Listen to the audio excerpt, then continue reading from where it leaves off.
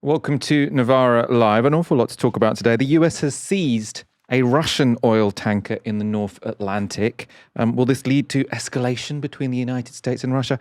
I think probably not, as Trump and Putin seem to get along. A bigger story, perhaps, is that the United States has announced it will begin taking control of Venezuela's oil and marketing it to the world. They say some of the money will go back to Venezuela, which is, I suppose, very kind of them, very considerate. We will also discuss Donald Trump, who is ramping up his threats to take Greenland, perhaps by force, perhaps using the American military, which I don't know, does that mean we should call it an invasion? And then I will end the show with a really interesting interview I did earlier this afternoon about Venezuela and whether following this act of regime change by the Americans, or actually it's actually up for discussion whether it is regime change because the regime still seems to be in place, but with Maduro gone, what are the chances that Venezuelan society will collapse, like in many other states where the United States has recently made military interventions? All that to look forward to. I'm joined tonight by Ash Sarkar. Ash, thank you so much for joining me. Thank you for having me. It's the first Novara Live I've been on in 2026. New year, new me, same old me though. How impolite of me. I forgot to say Happy New Year. Happy New Year to you, Ash. I'm sure all our audience will echo those words from me. As ever, if you'd like to support our work, you can sign up at novaramedia.com/support. The United States has flexed its military muscle for the second time this week. This time, though, it's potentially taken on a much bigger adversary. This footage was apparently taken aboard the Marinera, which is a Russian oil tanker in the North Atlantic that the US Coast Guard had reportedly been trailing for weeks. You can see a Coast Guard vessel in pursuit there. Moments later, US forces boarded the ship from a helicopter, seizing the ship. Now, this is the third seizure of a tanker by the US in less than a month, with two having been taken in the Caribbean in December. The stakes are higher in this case, given the Marinera was flying a Russian flag.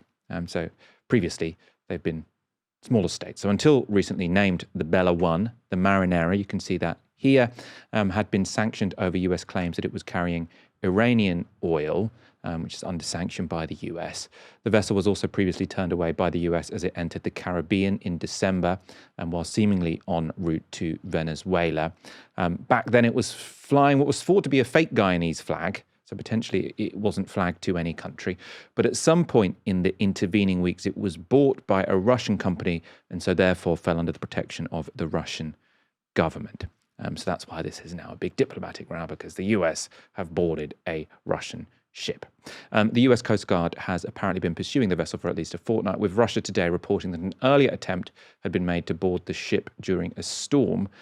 That may explain the sudden change in direction it made shortly before today's seizure, with the vessel swinging abruptly south and away from its previous route toward the Arctic Ocean. The Russians, I suppose as you can imagine, are not happy, or at least they're saying they're not happy. Russia's Ministry of Transport has released this statement. They say, on December the 24th, the vessel Marinera was granted temporary permission to sail under the state flag of the Russian Federation, issued in accordance with Russian legislation and the norms of international law. Today, in the open sea beyond the territorial waters of any state, US naval forces boarded the vessel. Communication with the ship was subsequently lost. In accordance with the provisions of the 1982 UN Convention on the Law of the Sea, the high seas are governed by the principle of freedom of navigation, and no state has the right to use force against vessels duly registered under the jurisdiction of other states. So you can see there, this is a ship which was flagged to a sovereign country. It was in non-territorial waters. Therefore, it's completely illegal for any state to just board and seize that ship. Of course, Donald Trump doesn't care much about international law. Presumably, the taking of the vessel will lead to some kind of response from Russia beyond sort of these unhappy statements. On the question of whether that response could be military, the deputy head of Russia's Defense Committee said this. I wouldn't say there will be any military response, and I hope there won't be a military clash, but in any case, an appropriate response will follow. Not giving away much there. Moscow has also demanded that the US treats its citizens aboard the ship fairly and humanely. I think if we know they're their citizens, or whoever's working on the ship, and that they will be allowed home swiftly. Now, it turns out the US wasn't acting alone during the operation, so British bases and equipment were used to aid the seizure of the Russian ship. So I don't know why we're doing this. We've got the Americans saying they might seize Greenland by force. Then they're going and, I mean, it seems like breaking international law by just mounting and seizing ships on the high seas. And the British are like, yeah, we'll help you. We'll help you do that. Defence Minister John Healey said this. Today, our armed forces showed skill and professionalism in support of a successful US interception of the vessel Bella 1 while on its way to Russia. This action formed part of global efforts to crack down on sanctions busting. This ship with a nefarious history is part of a Russian-Iranian axis of sanctions evasion, which is fueling terrorism, conflict and misery from the Middle East to Ukraine. The UK will continue to step up our action against shadow fleet activity to protect our national security and our economy and global stability, making Britain secure at home and strong abroad. Now, the Marinera wasn't carrying any oil when it was boarded, but the US administration appears to be linking it to the trade in Venezuelan oil, which it completely embargoed last month. Secretary of War Pete Hegseth posted this following the seizure of the Marinera. So he says, the blockade of sanctioned and illicit Venezuelan oil remains in full effect anywhere in the world. And shortly after the Marinera was taken, the US seized a second ship, the Sophia, was also seized by US forces, this time in the Caribbean. This footage was released by US Secretary of Homeland Security Kristi Noem. As you can see, it involved a helicopter carrying soldiers who then rappelled onto the unregistered ship, relieving its crew. So relieving is a somewhat polite way of putting it. Hegseth also linked that seizure to the oil embargo on Venezuela, posting this shortly afterwards. So he said this, the United States continues to enforce the blockade against all dark fleet vessels illegally transporting Venezuelan oil to finance illicit activity, stealing from the Venezuelan people. Only legitimate and lawful energy commerce, as determined by the US, will be permitted. Now that as determined by the US. So they're basically saying anywhere in the world, if there is a ship sailing which we don't approve of, which we don't, we've judged it's illegal for this to be happening, they will seize that ship by military force if need be. The seizures of these ships clearly provide the most dramatic images of the day, but the more important story relating to oil, and in particular Venezuelan oil, might be a statement made by US Energy Secretary Chris Wright to a Goldman Sachs energy conference. That's where the action really happens, at the conferences with investors, not when it comes to these clips being put out by American government ministers or secretaries of state. Let's see what the energy secretary told these investors. So this is a statement from him, or a quote from him. We're going to market the crude coming out of Venezuela, so the crude oil coming out of Venezuela. First, this backed up store of oil. So that's the oil that they've been storing because of the embargo means they haven't been able to sell it. And then indefinitely going forward, we will sell the production that comes out of Venezuela in the marketplace. So very, very clear there. We will control the oil. We will be selling it. Very clear economic imperialism. Well, it's not just economic imperialism because it's being enforced by the military, but there we are. The US hasn't begun extracting Venezuelan oil yet, but the US President Donald Trump has announced that the interim government of the country will be handing up to 50 million barrels of it to the United States immediately. So that will be the oil that's in those stores. White House Press Secretary Caroline Leavitt was asked today what would happen to it. So as you know, Ed, as the president announced last night, this was the sanctioned oil that was basically just sitting in barrels, sitting on ships because of the effective quarantine of the United States of America. And the interim authorities have agreed to release that oil to the United States, so it will be arriving here at home very soon. The United States government has already begun marketing Venezuelan crude oil in the global marketplace for the benefit of the United States, engaged the world's leading commodity marketers, key banks to execute and provide financial support for these crude oil and crude product sales. All proceeds from the sale of Venezuelan crude oil and products will first settle in U.S.-controlled accounts at globally recognized banks to guarantee the legitimacy and integrity of the ultimate distribution of proceeds, and those funds will be dispersed for the benefit of the American people and the Venezuelan people at the discretion of the United States government. Everything is at the discretion of the United States government now, apparently. Everything that happens in the world has to be at the discretion of the United States government.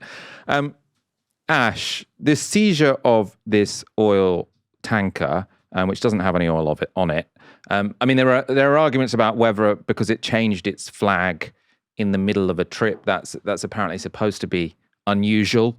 It probably wasn't being very open about what it was doing because it probably was breaking sanctions. But again, these are American sanctions. They're not sort of sanctions which apply by international law, which means that you can just seize a ship wherever you are. This is a decision made by the Americans, which they think means that they can do anything wherever they are.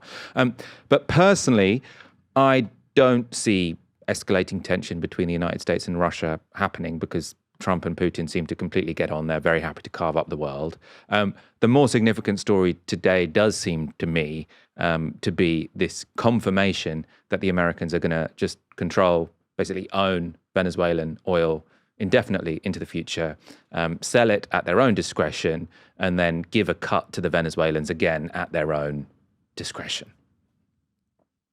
I mean, I actually think that it's important to consider them as almost two halves of the same story, which is I think, quite radical reorientation of the United States in terms of how it views international law. Now, I would say, as a big old caveat, the United States has never been the biggest fan of signing up to international treaties, certainly never been the most notable nation for adhering to international law. But I think pre-Trump, there was at least some kind of fiction or myth of adhering to it, particularly for, more centre-leftish, centre-rightish governments, right? So you'd talk up diplomacy and international cooperation, blah, blah, blah. Obviously, America gets to do what it wants and gets to coup whoever they want. But ultimately, it's a fiction that they thought it was in America's interest to maintain in some way. I think that's gone completely out the window. So when you look at the seizing of the Russian ship, the Marinera, one of the things I find really interesting about what Caroline Leavitt has said today in her press conference was she said, well, there was a judicial order. So what she means by that is that there was a US federal judicial order on that ship. Now, maritime law is quite clear about the circumstances in which a ship can be seized or boarded. If a ship is in international waters, it cannot just be unilaterally boarded or seized unless there is an international crime being committed, like a crime of piracy. As you pointed out, the sanctions which have been imposed on Russian oil and various forms of trade with Russia, those are not sanctions in international law, right? Those are sanctions in UK law, US law, and other participating countries.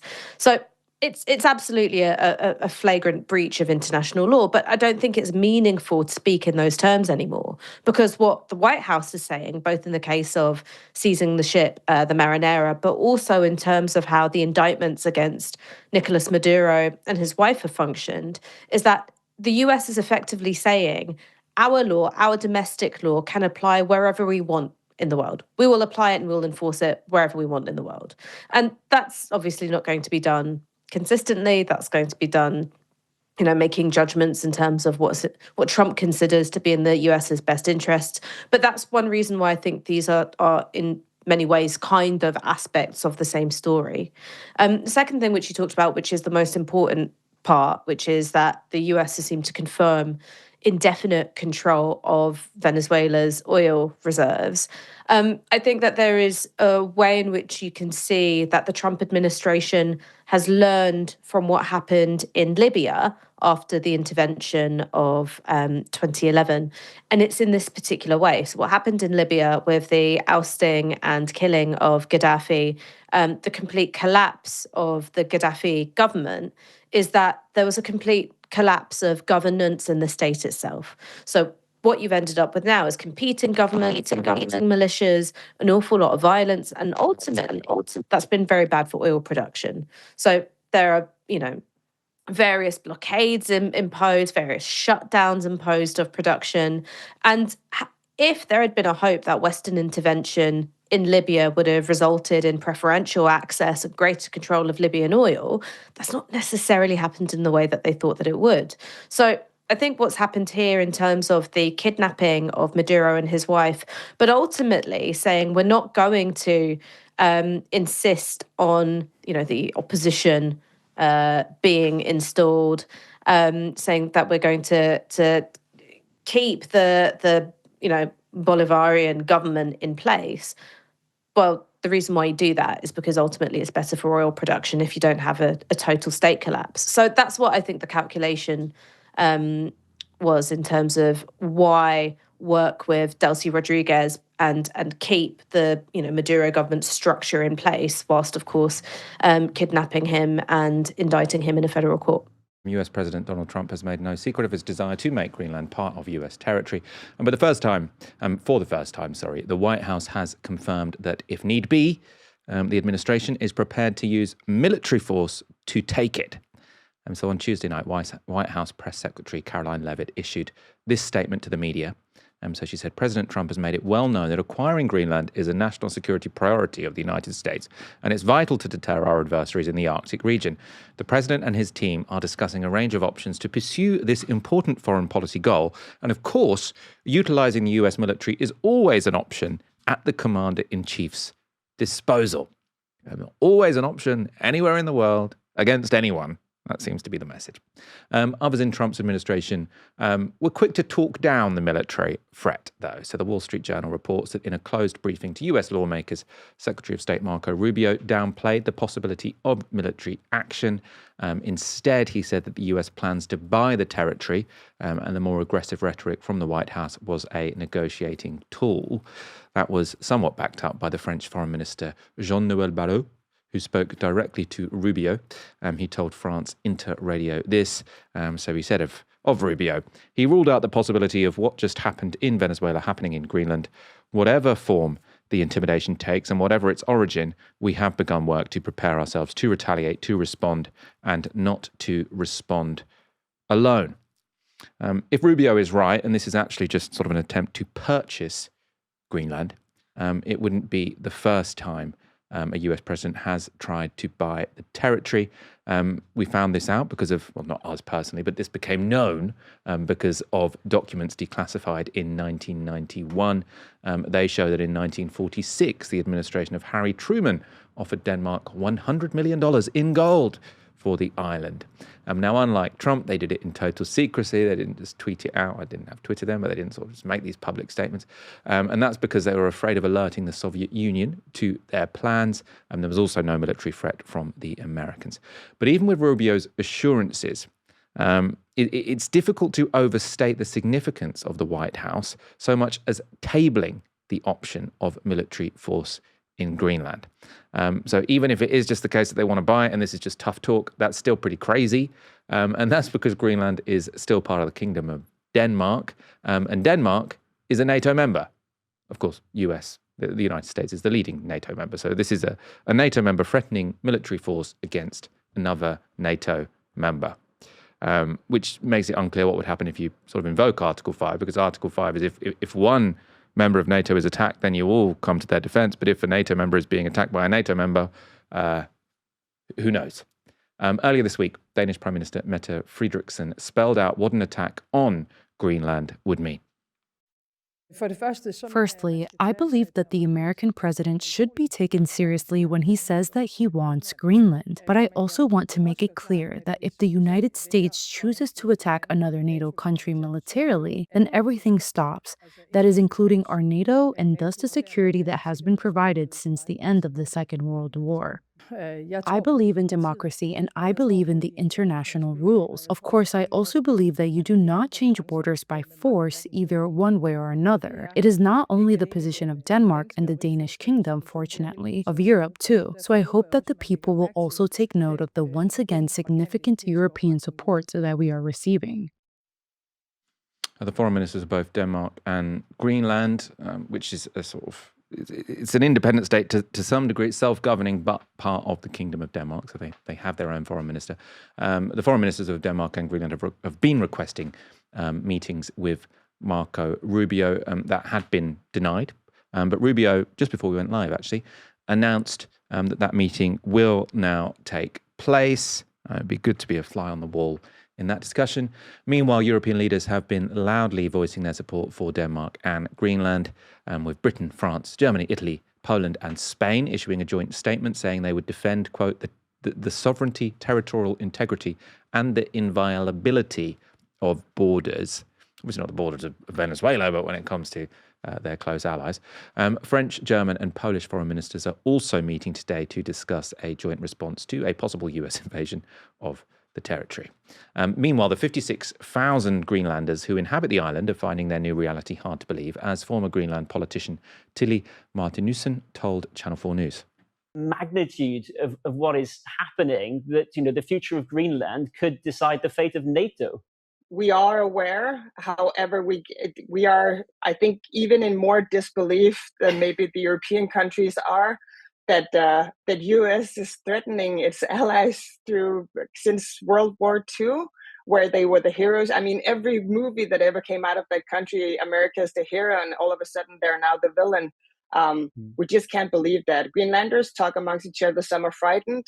Most are so angry. I can't even tell you the choice language that they use on social media. Demagogue is probably one of the nicer words that they use about him. Treating us like prostitutes and something we can just take over is also some of the nicer words that have been used about it. It's very disheartening that a country I have been to and been traveling to so many times for vacation, I think 13, 16 times. I love America. All of a sudden it's not our friend, but an opposing force. That is wild. How can we live in this world? So why is Trump so keen on taking Greenland? Well, he says it's for reasons of national security, and he's been saying that for a while now. We need Greenland from a national security situation. People really don't even know if Denmark has any legal right to it. But if they do, they should give it up because we need it for national security. That's for the free world. And if you choose, we welcome you into the United States of America. We need Greenland for national security and even international security. And I think we're going to get it. One way or the other, we're going to get it. So does any of this stack up? Well, Greenland, the world's largest island, it does undeniably occupy a strategically significant location. So you can see it's on its borders, it's got Canada, Alaska, Russia, and the Nordic states. So it's sort of the shortest route between Russia and the United States. People think it's significant in terms of warnings for if a ballistic missile were coming from Russia to the United States. Washington already has military bases there, though, and the right to build new ones and increase its presence there if it wants to. That's partly because it's an ally anyway, or it was until recently. It's also thanks to a treaty. So the Fuel Agreement, or Fuel Agreement, which was signed between Denmark and the US in 1951, I suppose presumably as a compromise when they tried to buy it, and updated in 2004 to include Greenland's semi-autonomous government. So this deal means that they already have very close connections. Researcher Mikkel Runge Olesen told the New York Times this. The US has such a free hand in Greenland that it can pretty much do what it wants. I have a very hard time seeing that the US couldn't get pretty much everything it wanted if it just asked nicely. So they're allies, they've got these deals. If America wants to open new military bases, they probably can. Maybe they'd welcome the investment. I don't know. So sort of confusing what the rationale here is.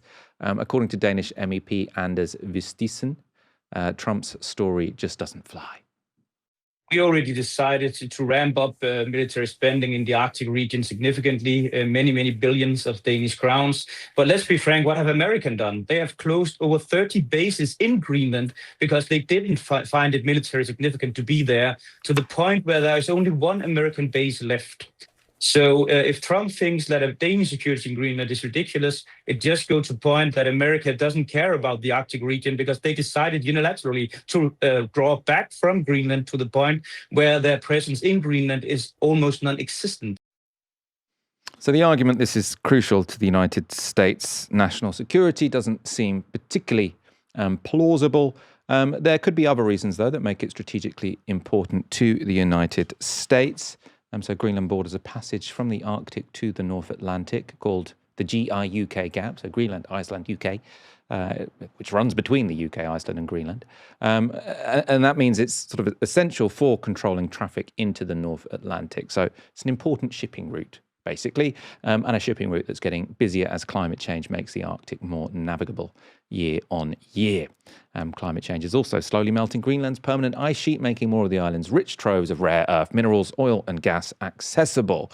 It's the first of these that Trump may be eyeing up as he tries to wean the US off its reliance on Chinese rare earths for the production of microchips vital for AI and other tech products. This was former Defense Secretary Ben Wallace on the Today programme. This is not about security. This is about Donald Trump wanting to thieve, basically, minerals and rights from Greenland. It's a bit like what we're seeing today in Venezuela, where oil is being taken from Venezuela. It's a price set by Donald Trump and sold to the United States itself. And all we seem to do is mince around in a sort of mealy-mouthed fashion. The reality is we have NATO.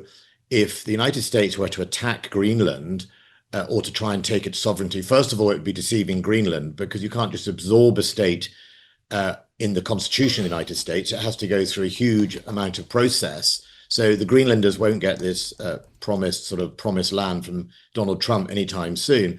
And secondly, to attack another NATO member, which Denmark is, and a loyal member who supported them in 9/11 and sent troops to Afghanistan, would very much signal the demise of a large part of NATO.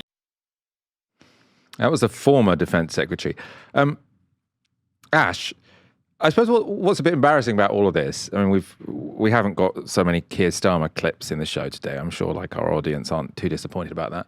But if you compare sort of how anyone who's remotely rational speaks about sort of Trump's threats to Greenland, and even there, the former Defense Secretary was reasonably honest about the intentions when it comes to Venezuela, it's just a million miles from what any actual serving politician in Europe says, because they're all just terrified. So Keir Starmer sort of says, we stand with her about the Prime Minister of Denmark, but he won't really say anything about Trump or what his intentions are or how irresponsible this is. When it comes to Venezuela, Keir Starmer is still pretending that this is all about a transition to democracy, even though Donald Trump has made it incredibly clear that he doesn't give a damn how Venezuela is governed so long as he gets the oil. So there's a couple of questions. Do you think the US will actually take Greenland? And, how should European leaders respond? Because on one level, it looks sort of humiliating and weak when they're so unwilling to sort of call by name what is going on. At the same time, I suppose you could say, you don't want to unnecessarily provoke Donald Trump because he will follow through. I mean, just on for the first point on will Donald Trump take Greenland? I mean, I think you have to seriously entertain it as a possibility. And there's also the chance that what Donald Trump wants to do is use the threat of military action immediately after having violated the sovereignty of a neighbouring country so profoundly in order to force some kind of sweetheart deal on minerals and fossil fuels, which would be to the detriment of the people of Greenland and the Danish government, and entirely to the benefit of Donald Trump, his cronies, and his government, right? That's one way in which you can see this playing out. But one thing that I would say is that one of the mistakes that it's very easy to make with Donald Trump is not to take him seriously and not to think that he has a kind of coherent worldview. Actually, he has a completely coherent strategy in this regard. I think it's monstrous. I think it's disgusting, but there is a coherence here, and I'll tell you why. So you mentioned rare earth minerals, and as you pointed out, Michael, Greenland's a rich source of rare earth minerals of the kind that China dominates in terms of global markets. Rare earth minerals and Chinese dominance when it comes to rare earth minerals, the centrality of rare earth minerals to all sorts of sections of the global economy and the US economy meant that in the trade negotiations that happened in 2025, that was supposed to be Donald Trump's big moment of bringing everyone to heel because of his tariff regime, ultimately China came off pretty well, if not the better.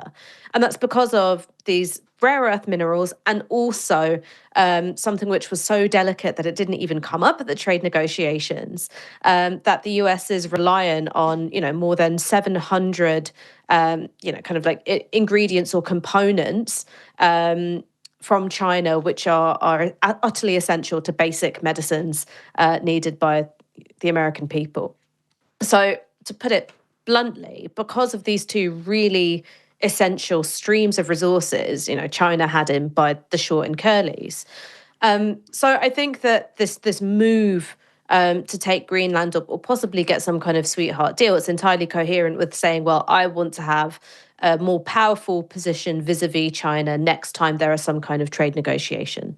The second thing, and I've got to thank our colleague Aaron Bastani for making me aware of this particular piece of information, is that you look at Donald Trump and the American government more generally, including the previous administration, their efforts to onshore, in particular, semiconductor chip production. Again, something that you need rare earth minerals for. It's not just about sort of weakening China. I think there's another world in which you can look at it, another way in which you can look at it, where it's Donald Trump getting ready for China to take Taiwan. So it's part of a sort of geopolitical reorientation of the US away from the Pacific, potentially, and thinking, all right, well, we're going to have rare earths of our own. We're going to have semiconductor production capacity of our own. So the thing that Aaron made me aware of was that TSMC was constructing factories in Phoenix, Arizona, which when completed will be able to meet the entire US domestic consumption needs for semiconductor chips, which is absolutely astonishing. That it seems to me that there are quite serious thoughts about, okay, when China takes Taiwan, what's going to happen next? So I think that the US is trying to get itself in the best possible position for that. Finally, I suppose the thing to consider when it comes to Europe, I do believe that there is a part of Donald Trump's brain which goes, well, you've suckled at the teat of U.S. military spending, for however many decades. The U.S. has essentially underwritten the entirety of European defense policy. And I think that there is a weird part of him which is like, well, I should get an island in return for that. I do think that that's kind of how his brain works as well. American-backed regime changes don't have a great record. The toppling of Saddam Hussein in Iraq was followed by state failure and sectarian conflict that left hundreds of thousands dead. Then taking out Gaddafi in Libya was followed by civil war, state collapse, and by many accounts, the return of slavery. So will a fate this grim await Venezuela after the kidnapping and deposing of Nicolas Maduro? Well, there is one key difference to the Iraq and Libya examples. Unlike in those cases, the toppling of Venezuela's leader has not in fact led to the liquidation of the regime, and Trump seems to want Maduro's deputy, Delcy Rodriguez, to remain in power indefinitely, it seems. According to Western media as well, she has already, or her administration, has already ramped up repression in the country. So this was from the New York Times on Tuesday. So they reported, Maduro is gone, but repression in Venezuela has intensified. They say security forces have boarded buses, searched phones, and interrogated people looking for evidence that they welcomed the capture of Nicolas Maduro. The Washington Post had a similar story. So they said, fear grips Caracas as a new wave of repression is unleashed in Venezuela.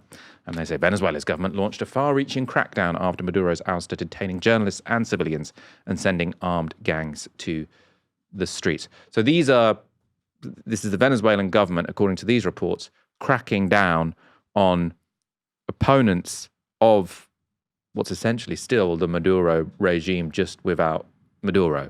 So there were lots of the Venezuelan opposition who thought that, Trump would come to their rescue. Actually, Trump's got rid of Maduro, left the regime in place, and now, according to these reports, they're being more repressed than they were before Trump got involved. So can we know about the reality on the ground across Venezuela, and can we predict whether its Trump-backed, puppet government, I suppose, can survive? I spoke earlier to Gabriel Hetland. He's Associate Professor of Latin American and Caribbean Studies at the University of Albany and author of Democracy on the Ground, Local Politics in Latin America's Left Turn. I began by asking what he makes of the reporting on an apparent wave of repression in Caracas and beyond. I think it speaks to the fact that this has been a regime change without a change of regime. So, Trump got rid of Nicolas Maduro, the president of Venezuela, but the Maduro regime has remained relatively intact in terms of its military, political, and security apparatus. And so all of the repressive aspects of that regime, which we've seen for a number of years, are still there and probably worsening according to recent reports. That's not entirely surprising. This is a regime that feels profoundly under the thumb of the Trump administration and really jumpy. I mean, there was reports a night or two ago of gunfire in Caracas around Miraflores Palace.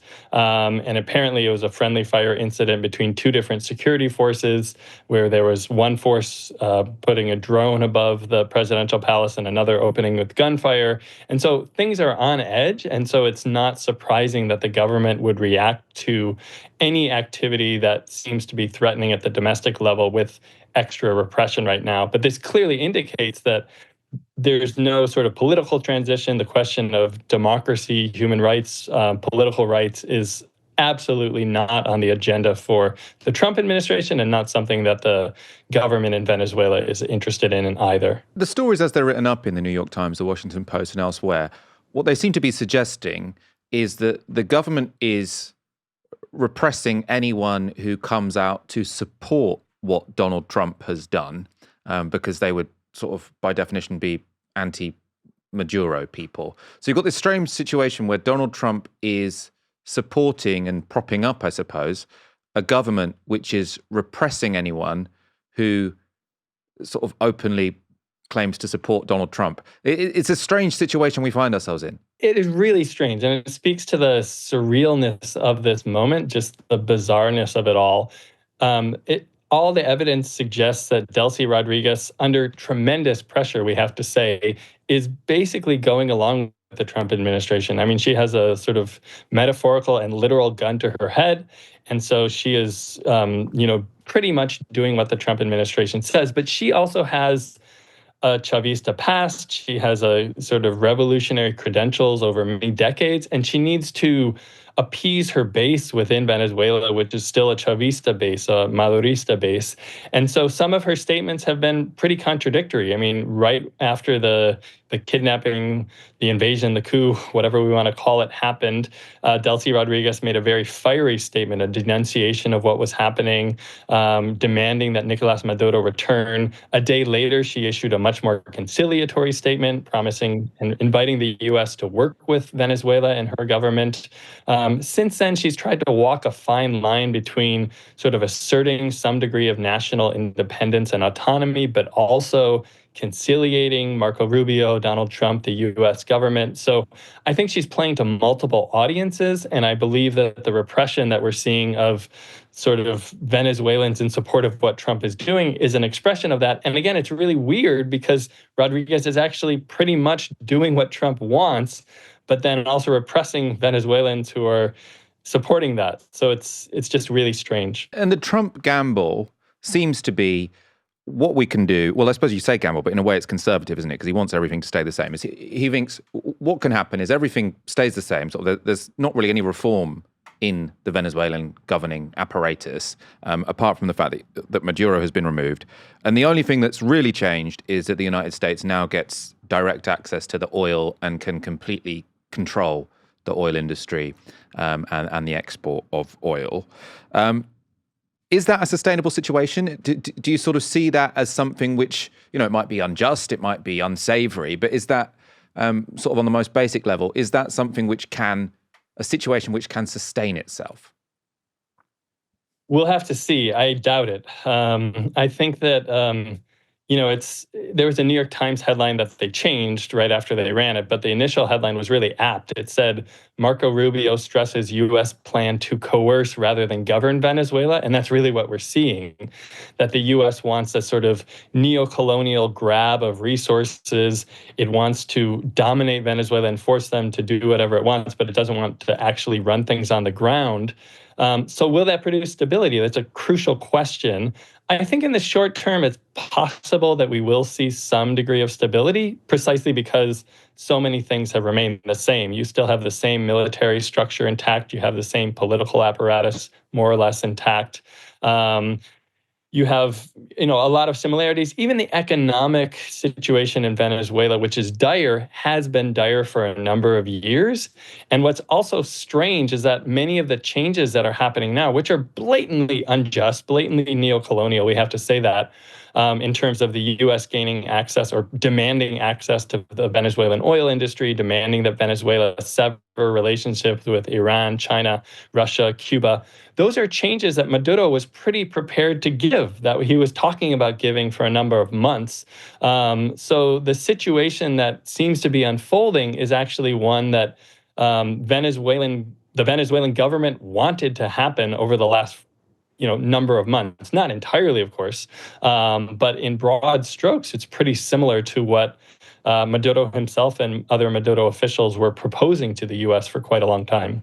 Can you talk a bit about what keeps the governing system together in Venezuela at the moment? Because, so talking about drugs, as far as I understand, the whole premise that the U.S. sort of intervention in Venezuela was about drugs is clearly a sham. It's a lie. And Donald Trump is basically being honest about that to some extent. He's saying actually it's all about oil. The claim is that they're pumping fentanyl into the United States. They don't even produce fentanyl. They're pumping cocaine into the United States. It's a small proportion of cocaine in the United States that goes via Venezuela. From the reporting I'd read, though, there was a truth to the idea that the Venezuelan government was involved in drug trafficking and drug smuggling. And the way this was happening is that due to economic collapse, it was difficult to sort of give government officials or leaders in the army a significant enough legitimate income to keep them loyal. And so what Maduro had done is to sort of say, nudge, nudge, wink, wink, I will tolerate you getting involved in illicit trade, which you can take a cut of if you remain loyal to me. Is that your understanding of a key way that the Maduro system, Maduro regime, whatever we want to call it, had continued to function even throughout economic collapse? And if so, where does the Trump coup leave that sort of modus vivendi? Yeah, absolutely. I mean, that is my understanding. So I think that corruption has been a major sort of source of stability within Venezuela for a number of years. The Maduro administration has been willing to funnel many sources of illicit resources to generals, to the military within Venezuela. This is not just drugs. I don't think drugs are particularly important. They're not totally insignificant, but there's all sorts of illegal gold mining. There's massive sort of fraud within the government-run economy overall. There's been, fraud in the currency situation for a number of years. That's changed somewhat in the last 5 or 6 years. But corruption within Venezuela is a longstanding problem, but it has really exploded under Maduro, and it is a major source of the stability. I think that, and some of that also relates to the oil industry, and so all the sort of every aspect of Venezuela's economy and politics are embedded in a sort of network that is somewhat licit and somewhat illicit. And drugs are part of that, but again, I don't think a particularly important issue. And then going back to your original question, it strikes me that there is one major source of likely instability, which is the U.S. oil blockade. If the oil blockade actually continues, and that's a really unclear thing right now, but if that actually continues and they limit the resources coming into Venezuela, that will be even more devastating for the population, but also lead to strains within the governing coalition within Venezuela. And so I think that that's something the Trump administration will need to think about a little bit more, and maybe hasn't thought much about so far. Just for clarity, in terms of the oil blockade, you said sort of that's stopping resources getting into Venezuela. I mean, it's also... Is the blockade about exports or imports? Or I suppose they export oil to... Do they export oil to Iran, who then process it and then send it back to Venezuela? Talk me through how the economic blockade works. Let's take a couple of steps back here. The basics of it are that, the U.S. on December 16th, Donald Trump declared a complete, I can't remember the exact language he used, but basically a complete blockade, he said, of sanctioned Venezuelan oil. But then it seemed like the U.S. was actually going to try to stop even non-sanctioned oil. And of course, we have to say the U.S. has no right to do that. The fact that the U.S. has declared something to be sanctioned doesn't actually mean that the rest of the world has any reason to go along with that and the country involved. So the reporting on this is just sort of surreal and ridiculous because people are saying, oh, they're invading the sanctions as though this is some actual law of international, trade, but it's not. But, leaving that aside, the oil blockade is really about Venezuela exporting its oil to countries like Iran, Russia, China, primarily, and sometimes other places as well. They export some oil to Cuba, but that's not a major source of income for Venezuela. So the income that they get from exporting their oil elsewhere is profoundly important. And this has been true for many, many years, many decades, even within Venezuela, that they use that income to import all sorts of things, food, medicine, all sorts of resources that are useful for the population and provide income for the government as well. And so the major concern is that to the extent that the U.S. continues with a blockade of Venezuela's ability to sell its oil abroad and get income for the government, this could have profound implications. Scholars have talked about the possibility of the first major famine in the Western Hemisphere in anyone's memory, in addition to the profound sort of political and economic implications for the government itself. So it's hard to overstate how important oil is to Venezuela.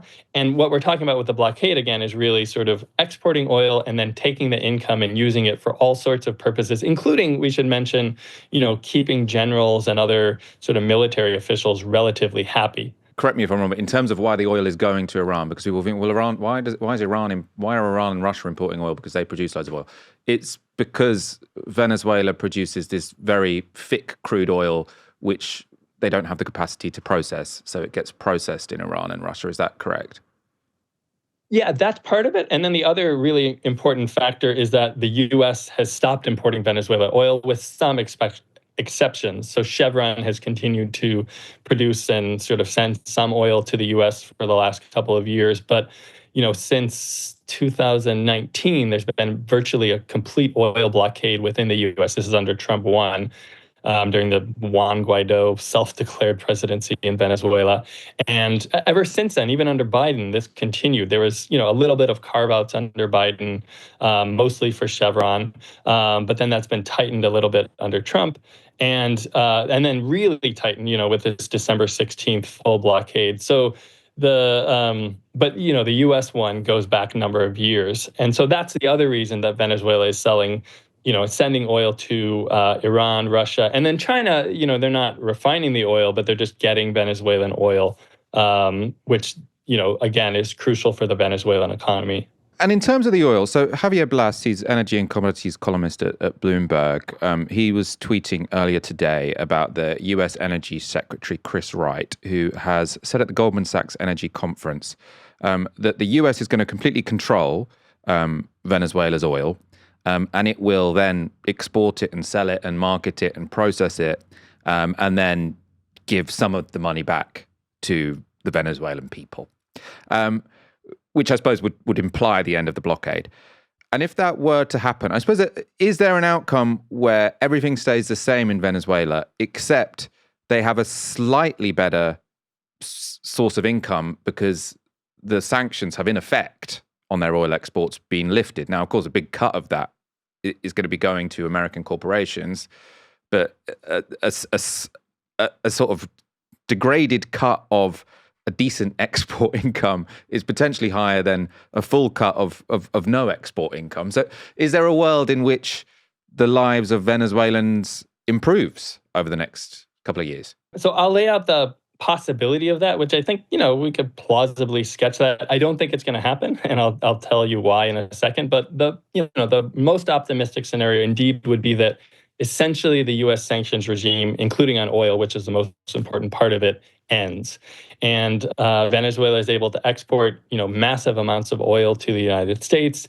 the Venezuelan state can have that income can be used to provide for the needs of Venezuelans. Economic growth can resume even more. It had been resuming for a couple years in Venezuela until the last couple months of U.S. pressure.